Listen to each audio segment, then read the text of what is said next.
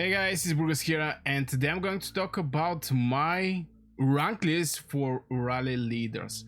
Obviously, it's going to also depend over the troops. For example, if we are speaking about the mage rally leader, most likely this mage is not going to lead infantry or cavalry or something like this. So also the troop puts some impact, but it's going to be overall ranking over the rally leaders.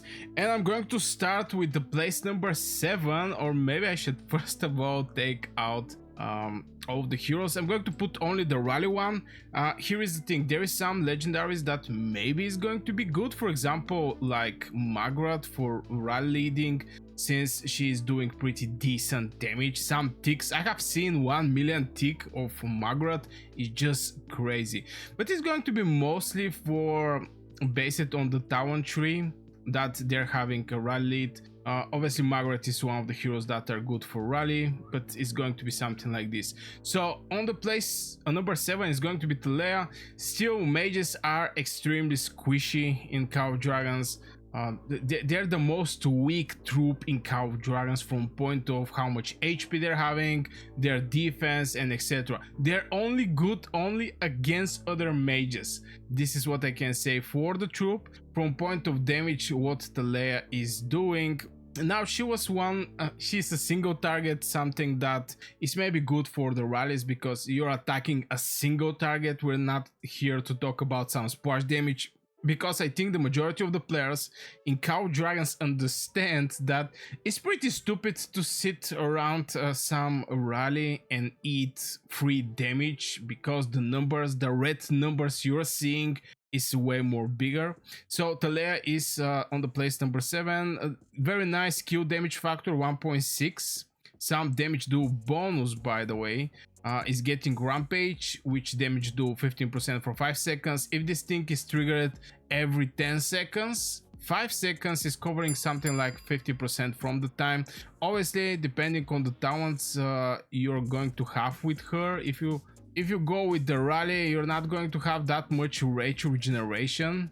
Still, there is some buffs, of course, 7.5% rage accumulation speed bonus, and maybe you can get from here some extra rage, so you can trigger this rage skill more faster to get this rampage for 5 seconds. But again, it's a mage one, that's why she's going on the WASP place. Now, from point of the other spells is a nice one, by the way. Attack defense bonus when the heroes when dealing hero skill damage is for 3 seconds. That is not covering that much time. Let's start from there, and it should be something like a passive one, but it's a good numbers, but only for 3 seconds.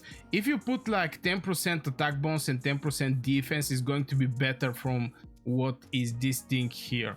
Obviously, if she's a leader and she fire up her rage skill before everybody, before the deputy, obviously the deputy is going to get the benefits from this attack bonus, and the damage of the deputy is going to get increased.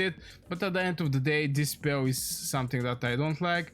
This one is a good one, 20% magic unit hero skill damage bonus, which is a nice one. It's not about triggering by something. Ignore 20% of the enemy attack, which is also fine, increasing the survivability. But if you have the troop with the lowest HP, not much things can actually save you, except somebody like Gorge that is boosting the infantry attack by 50%. I'm not going to go that much maybe over the skills. I think everybody can see the skills. I think big percentage from Call of Dragons players are not even investing in Talea. People jump over the Mu, because when Thunderlin and Talea come in Call of Dragons, after a specific time was presented also Mu, and Mu is outperforming very hard this hero. So yeah, on the place number 7 is going to be her. It is what it is, guys. It is what it is. On the place number 6 is going to be Syndrian. Now, I make so much rallies with Syndrian. He was my favorite hero for doing the rallies, and back in the days your boy Burgos was something like crazy rallying people. We didn't have pets, by the way.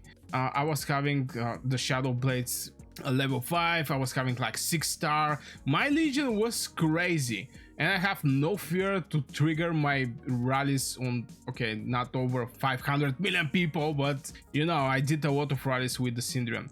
Syndrian is a nice one, especially when he's leading the marksmans, and the game mechanics around the marksmans are pretty nice because the game know that the marksman is having the biggest attack in Call of Dragons.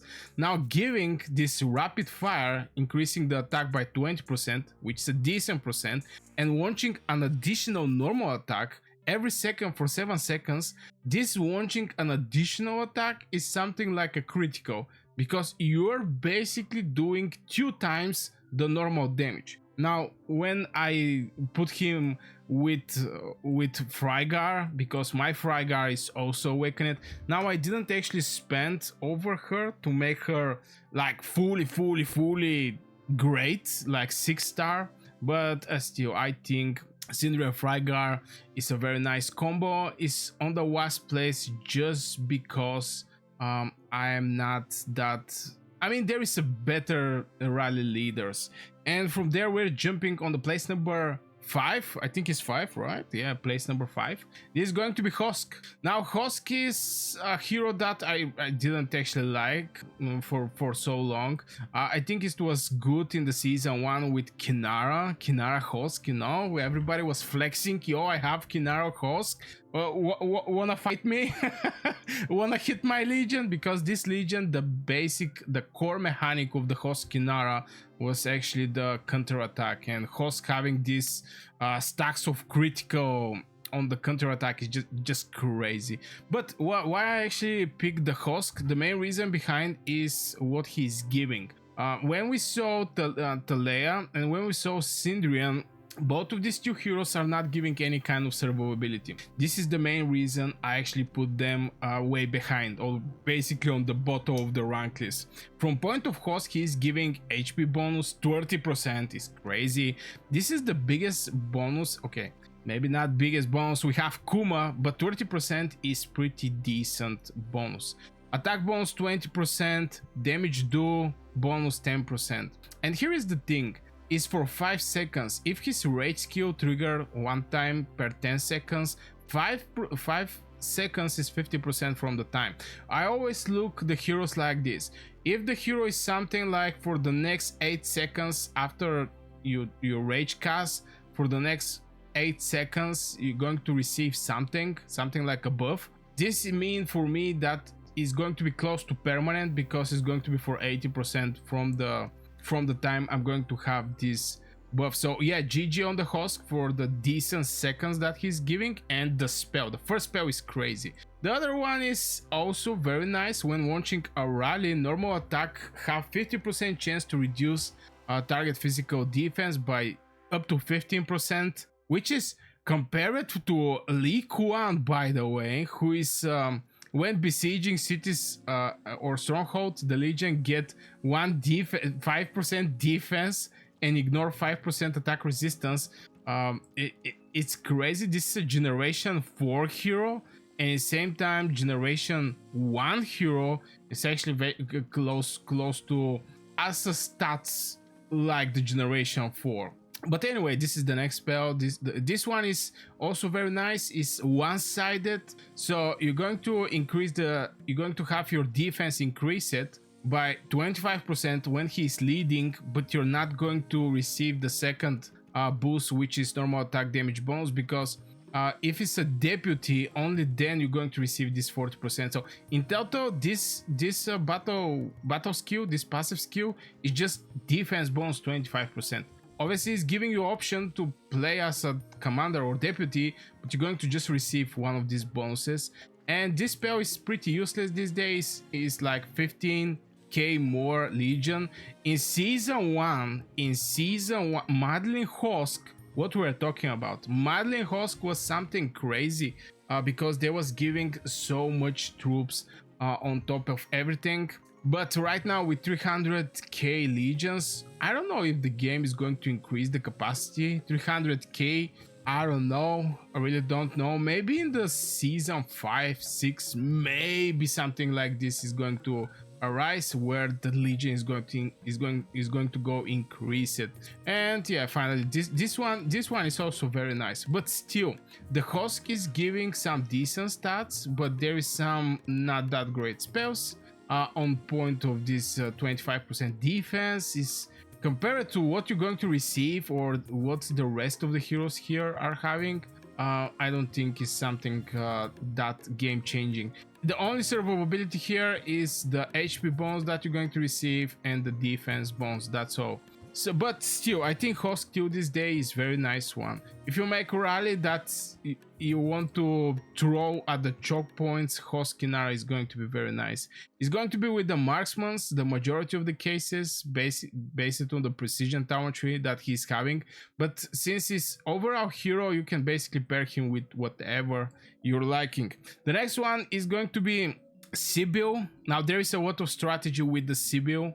Because first of all, she's a marksman, but she's better from the Syndrian. I know this is going to hurt the heart of my Syndrian. Syndrian, please don't cry, but Sybil is one idea better. Why is that? First of all, she's having a rage skill. This is something that I want to point out. The next 3 normal attacks, the Legion launches deals additional physical damage and can go to 550. This in total is going to be 1650 skill damage factor, which is a pretty decent one. And keep in mind, if you watch, for example, 1.4k marksman hit and 1.4k mage hit, or 1.4k cavalry hit, you're going to see the marksman is going to do more damage. Obviously, it's going to depend also the talent skills and blah blah blah, but in general, marksmans are doing crazy amount of damage with the rage skill. That's why the game actually focus more of boosting their normal attack, because if they try to follow the rage skills of rest of the heroes, just the marksman is going to break everybody's cool. So yeah, this is an exception. Obviously, it's going to be with Falgrim, which is having a skill talent, which make this Legion very, how to say, a very strong one on the battlefield.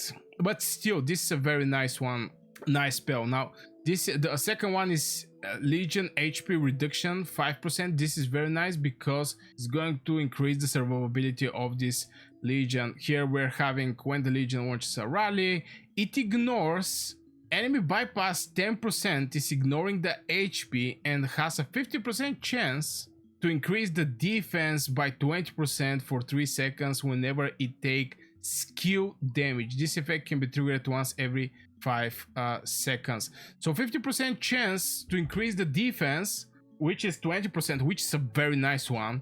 But for sure you're going to get the HP bypass.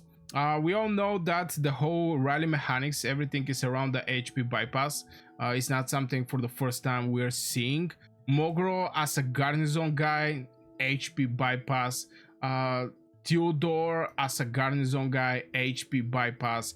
I mean, okay, it's not actually bypass. Let's start from there, because there is a difference between bypassing and actually reducing the HP. Because if your Legion bypass the enemy HP and 2 legions are hitting this enemy, only you are going to receive the benefits of bypassing the enemy HP. The second legion is not going to have these benefits. If the legion is actually reducing the HP, everybody benefit from that. So this is something that I really wanted to point out, to not actually have any kind of confusion over this hero. And yeah, here we're having, on reaching 50 rage, infinite defense break upon the target for 15 seconds and get physical kin for 15 seconds. This is crazy. Yeah, you know, this for the target is crazy, because this is a permanent debuff on reaching 500 rage. Okay, I'm not so sure it's actually a permanent or just a first time when you reach 500 rage, or every time you're hitting 500 rage. Because if it's every time when it hit 500 rage, this is going to be permanent. It's going to make her game changer. But still, 15 seconds is a decent amount of time, even if one time is triggered. So yeah, I really like this spell. And finally, the Awakening. The difference here is a 100 damage factor, which is a decent for the marksmans. I mean, you're going to end up with 300 more skill damage factor, which make her like close to 2000. What? Okay, we have like 1650. With 300 is going to be 1950, which is basically close to 2k with the marksman. This is breaking bones. I don't see a lot of Sibyl rallies, but when I see, is majority of the times is doing pretty nice. I mean, well, majority of the times there is couple rallies sent there, so I cannot actually see who is making which spell, who is doing that big damage or something like this. Sometimes I see, because I see the animation of the hero that is ready to fire up with the bow, but yeah. But anyway, Sibyl is on the place number 4. On the place number 3 is actually Tobin. The reason I put him at the place number 3 is because not many actually people are using cavalry. This is one of the main reasons. Because as a mage main, I'm going to bring infantry, but I'm not going to bring that much cavalry, just because I don't have that big, a lot of this type of heroes build it, obviously.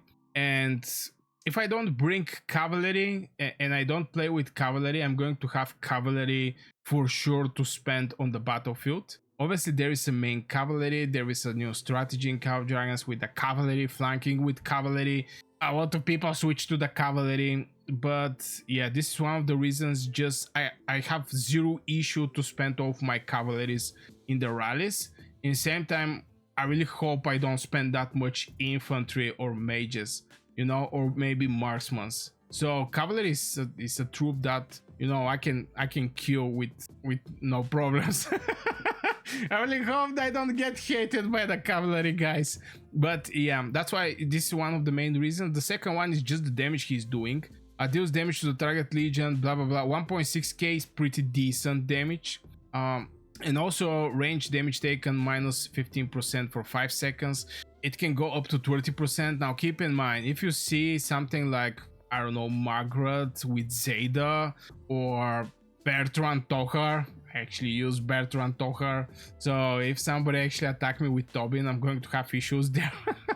But still, it's more like for specific type of garrison. Now the other spell is when launching a rally, 50% chance to reduce all damage taken by the legion for 20% for 5 seconds. This effect cannot be triggered once every 8 seconds. So this is a pretty now there is a difference between the defense up and damage taken reduction and attack resistance. I think an attack resistance is basically I think the same, but yeah, damage taken reduction is huge. You're not going to get that hard hits. So yeah, I really like this. Is going to help by a lot for the survivability. You're going to get the skill damage factor pretty nice, reducing the rage damage. March speed, also march speed, you're going to hit way more, you're going to strike very fast, and also all the rally is going to get guttered way more faster. So this is a small advantages that I see, and this is one of the reasons I actually put the specific heroes on the specific places.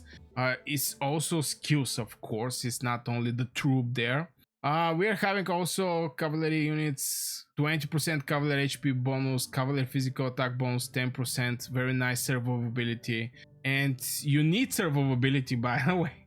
You need survivability when you're striking a castle, a gate, a city. It didn't actually matter. Deals 5% more rage skill damage to the enemy legion in front of the legion, and some counter attack damage to the legion behind. Now hero skill damage bonus can go up to 20%.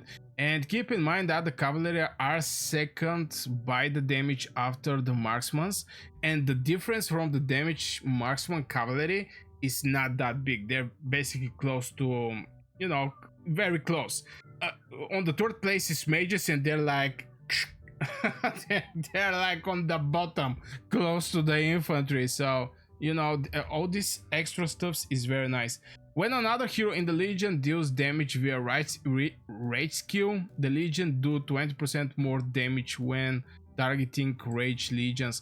So yeah, when the rally or garrison army contains both melee and rage units, is counted as a melee legion. Some people start suggesting putting for garrison Goresh and Margaret, you know, because both of them are getting the benefits of the normal attack and boosting the normal attack, but yeah, I don't know. So yeah, this is the place number 3 for me, is Tobin. The main reason is cavalry and doing some nice damage, not gonna lie, it's doing some nice damage.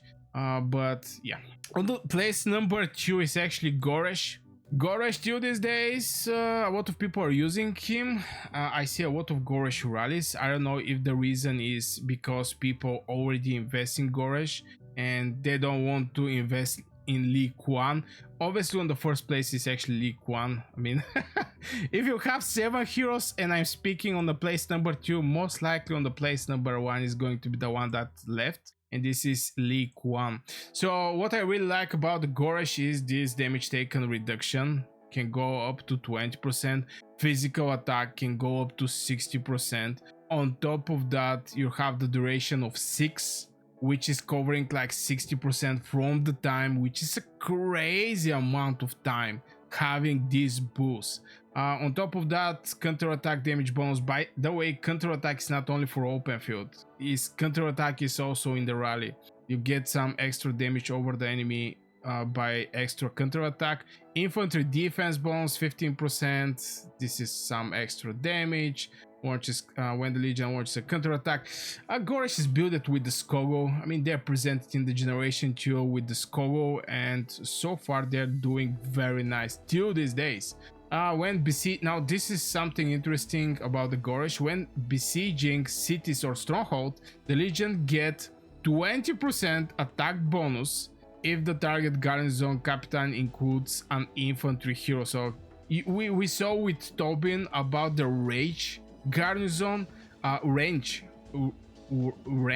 garrison heroes. For the Goresh is actually a melee garrison heroes. For every other attacking legion in the siege, the hero's legion gets 20% chance, up to 60% chance to inflict coward. This is counter-attack damage minus 40%, counter-attack damage minus 40%, and the attack bonus can go up to 20% for 3 seconds when it launches normal attack. So if you have like 60% and you hit 1 time per second with the normal attack, this is going to be permanent. This counter-attack damage do reduction is going to be permanent, and obviously also the attack bonus.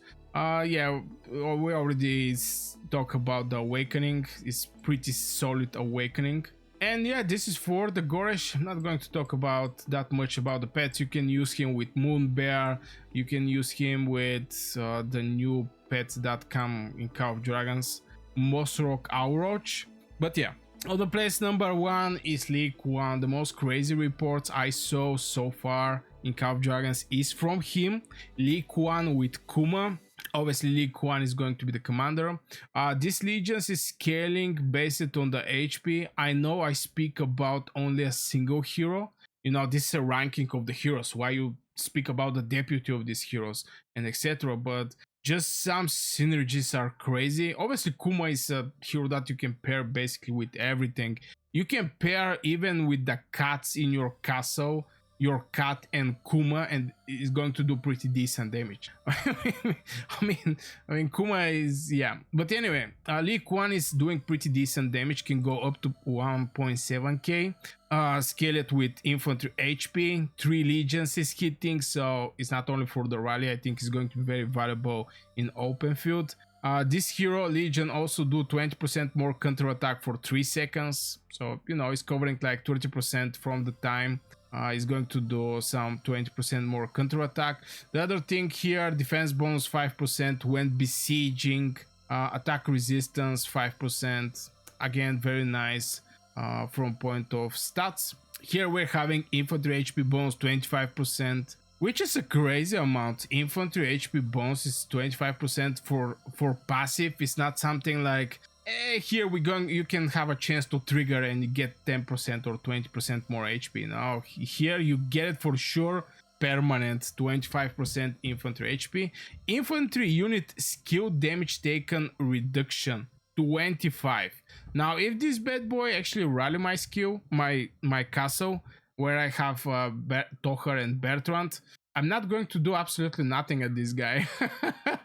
So everything that is having a skill damage, 25% is 1/4 from the damage, which is crazy. And this is the second spell, and the first one is 25% more HP. So this is crazy. Against this hero, obviously you have to run with garnison that is boosting the stats of your legion. What I mean by that is maybe, for example, Goresh with maybe Skogu. Goresh Skogu is or Mogro, but even though Mogro is not doing that much damage, but if you put something like Sibyl in the garnison, or somebody who is doing skill damage, you're going to have bad time. 25% is just too much. The other one is when hit with a normal attack, the Legion get 15% chance to get 1% HP and do 1% more damage for 5 seconds. 10 stacks, HP can go to 5%, 10 stacks, 50%, ladies and gentlemen. And from here you get 25%, 75% HP boost. I mean, this HP, this stats is one of the most necessary stats for the rallies and garnison, and this is crazy, just crazy. Damage bonus can go 2%, 10 stacks, 20% damage bonus, crazy. And we already speak about the awakening. This hero is just out of this planet. He's just out of the planet, and he is not alone. Kuma is also out of the planet. I mean, from time to time Call of Dragons actually release some broken heroes like Margaret Zeta, Goresh Skogu. I think Urak is also a very nice broken hero. I mean, from time to time we actually witness some crazy heroes, but yeah. Don't forget to like the video if you enjoyed so far. Share what you're thinking about the rallies. Obviously this is not all the heroes, just the heroes that's having the rally talent tree. And the important about the rally talent tree is just giving 2 times more, you know. Here normal attack damage bonus 10%, normal attack is 0.8%, can go to 4. This is 6% more. So you know, this small things actually add up when you have the rally talent tree. But anyway, share what you think, guys. Subscribe if you're new to this channel. I make daily Call of Dragons videos, and I wish you a great day and see you in the next video.